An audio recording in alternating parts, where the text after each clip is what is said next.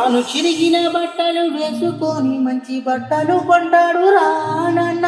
గంజి నీళ్ళే తాగేసి మంచి బువ్వనే పెడతాడు రా నాన్న.